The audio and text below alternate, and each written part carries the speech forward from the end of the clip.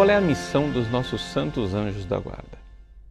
Bom, antes de responder essa pergunta, acho que tem que ficar bem claro para as pessoas que a fé da igreja nos diz que nós temos anjos da guarda. E isso é inquestionável, porque o catecismo, no número 336, nos diz isto.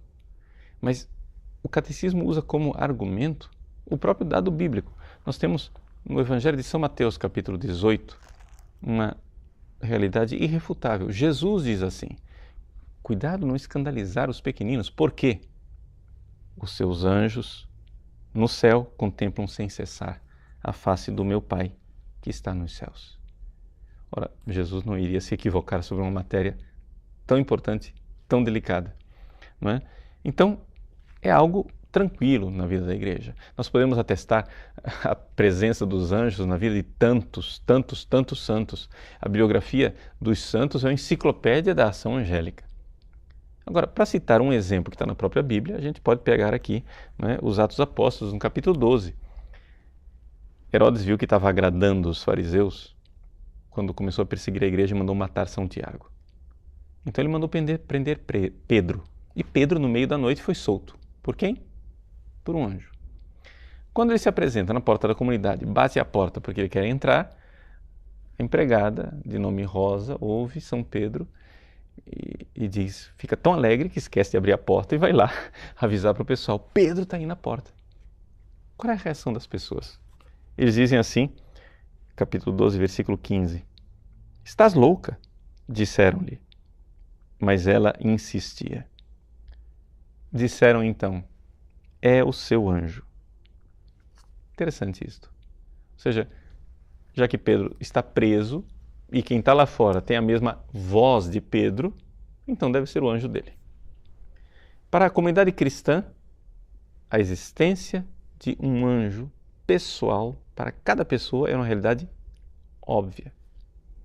Então, vamos lá. Vamos passar a limpo o que é que nós realmente cremos a respeito dos anjos da guarda. Para apresentar isto e apresentar essa missão deles, eu gostaria de partir de uma frase que está no Catecismo da Igreja Católica. É uma frase de São Basílio Magno. O Catecismo diz assim, sempre o número 336.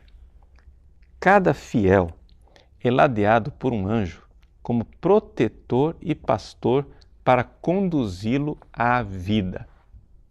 Então é evidente aqui que São Basílio está usando a palavra zoé, não é conduzi-lo à vida aqui, bios, mas é a zoé, a vida eterna. Então o anjo vai me conduzir para lá, me proteger e, como um pastor, vai me pastorear. Agora, é importante nós compreendermos isso. Os nossos anjos querem nos levar para o céu. Isso não há dúvida. Eles desejam isto. E esta é a missão deles. Os anjos já estão lá no céu, felizes da vida, contemplando Deus face a face. Mas, ao mesmo tempo, eles receberam uma missão aqui na Terra, que é nos conduzir para lá. Então, isto é de fundamental importância para entendermos a missão dos anjos, porque as pessoas acham que o anjo está aí somente para ajudar criancinhas a atravessar a rua, não é? E às vezes acontece uma desgraça, um problema, uma criança pequenina morre e todo mundo fica dizendo, mas se existissem anjos da guarda, eles iriam evitar toda essa desgraça. Mas não. Aqui nós precisamos de uma visão espiritual. O foco é a salvação eterna. Outro dia, aqui na nossa região, faleceu uma criança inocente de 4 meses, mas ela era batizada. É claro que a mãe ficou muito amargurada com esta morte, toda mãe ficaria, e aliás, nós também ficamos. Mas o que acontece é que, se nós pensarmos espiritualmente, puxa vida, essa criança já está no céu. Ela não tem nem purgatório, porque é uma criança recém-batizada, não teve pecados pessoais. Então, na verdade, ele já está intercedendo por nós, está numa situação muito melhor do que a nossa. É evidente que Deus não quer a nossa morte, mas uma vez que ela acontece, nós devemos fazer como fazem os nossos santos anjos.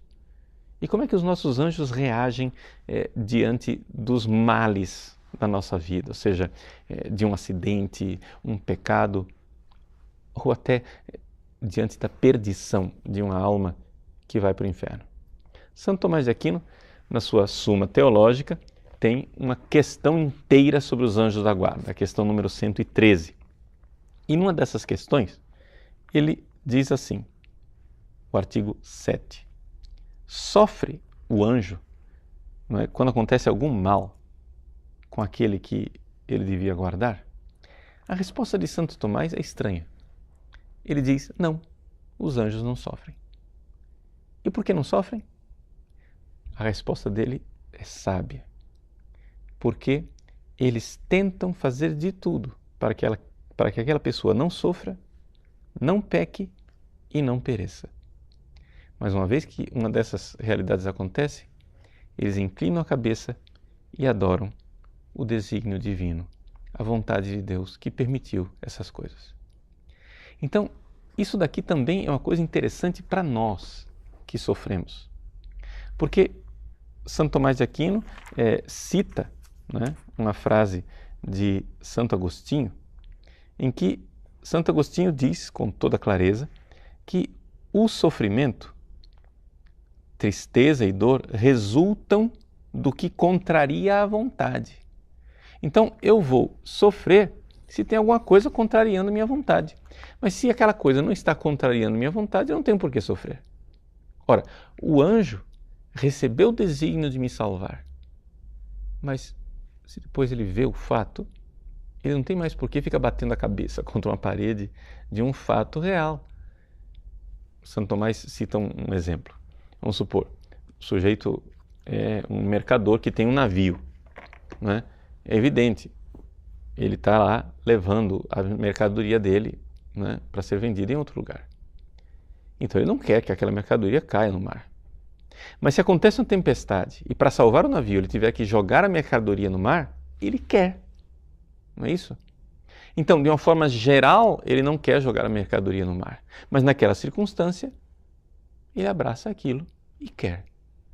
Ora, isso não provoca sofrimento a ele. Por quê? Porque ele quer realmente jogar a mercadoria no mar. Assim os anjos. Os anjos querem a nossa salvação. Lutam pela nossa salvação. Assim eles agem. Como é que eles agem? Eles nos inspiram, eles nos iluminam, eles agem nos dando sinais, né? Usando a nossa imaginação, lutando contra o demônio. E Deus pode até permitir que eles realizem milagres para a nossa salvação. Por isso, eles são instrumento de Deus para a nossa salvação. Agora, são instrumentos santos, ou seja, eles têm uma vontade que está em perfeita sintonia com a vontade de Deus.